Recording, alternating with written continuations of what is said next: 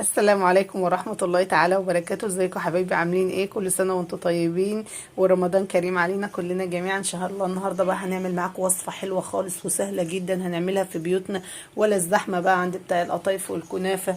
إيه كمان نظافة في بيوتنا. معايا بقى كوبايتين مية دافية فترة يعني يا دوبك كده، بس ايه زي ايه دمع العين. ومعايا كوبايتين دقيق وهناخد منهم معلقتين. ماشي، يعني كوبايتين دقيق هناخد منها، يعني قولوا معلقه ايه كبيره. إيه طبعا إيه يعني كده، بصوا زي ما انتوا شايفين كده الا ربع، وهتبقى معايا جميله ان شاء الله. وكل حاجه على حسب الدقيق. إيه معايا معلقه كبيره من السكر، معلقه صغيره من الخميره، رشه من الملح. في ناس بتضيف لبن بودره، بصراحه انا هنعملها بالمكونات البسيطه ديت زي بالظبط بتاع القطايف والكنافة، وهنعملها في بيتنا الكمية. ولو عايزين تضاعفوا الكمية هتضاعفوا المقادير. هنبدأ بقى. معايا صينية كده على النار، ويستحسن تكون تيفال. طبعا دي صينية انا داخله بيها من زمان بصراحة عندي، بس هي بسم الله ما شاء الله جميلة وبنعمل فيها كل حاجة.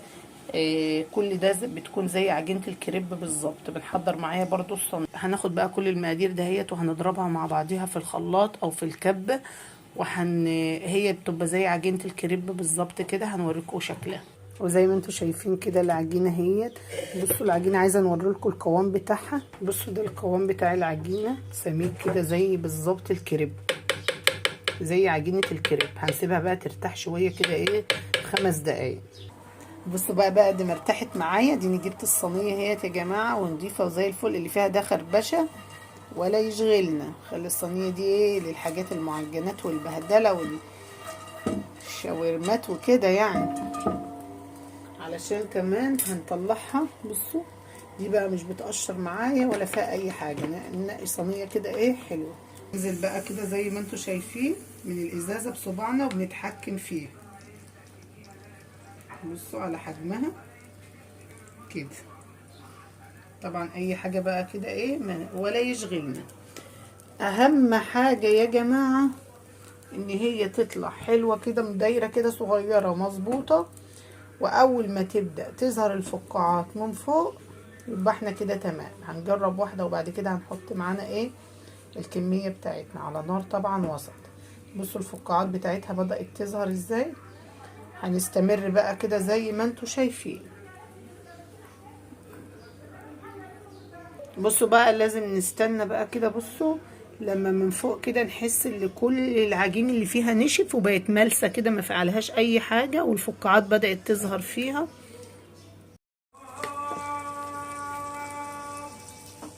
عايزه بقى كده. بصوا انا جيت بقى عقبال ما سبته كده بسم الله ما شاء الله. عايزه هنوطي بس يا جينا كده الصوت ده اذان يا جماعه. الله اكبر، الله اعظم والدوام لله. بصوا بقى اول ما تبدا تعمل فقاعات كده يبقى بسم الله ما شاء الله. عايزين بقى الحجم اللي انتوا عايزينه. بدات تعمل فقاعات، هي دي يا جماعه القطايف ما شاء الله. ونعملها في بيتنا وبنظافه وجميله.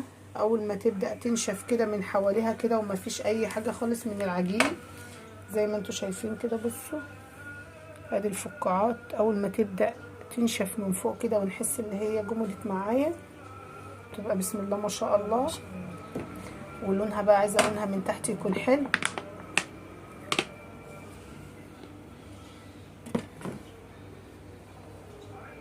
بصوا الحروف كده، بصوا بدات تنشف. بصوا من هنا كده الحروف بدات تنشف معايا.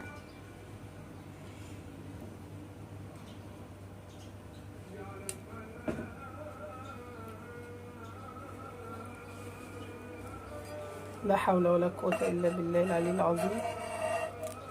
بصوا حاول انا ايه نحركها كده. بصوا بتتحرك معايا بكل سهوله. مثبته بقى الكاميرا اهوت علشان ايه تبان معاكم. دي اول واحده يا جماعه، التانية ما كانتش لسه ارتاحت شويه فقلت لا هنعمل بقى هنسيبها ترتاح شويه حلوين. وبعد ما ارتاحت معايا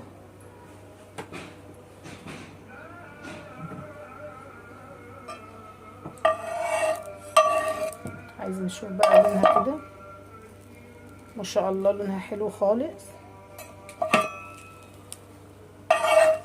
هنطلع بقى كده ايه القطايف. بصوا اللون من ورا، بصوا عامله ازاي، بسم الله ما شاء الله. وهنحط بقى فوطه كده، ويلا يا جنى غطي، سيبيها تتهوى شويه، قلبيها على الناحيه التانية. مبنحركهاش خالص وهي طريه. هنبدا بقى ننزل كام واحده بقى كده في بعض، علشان ما نربطش نفسنا على حاجه كده. علشان ايه؟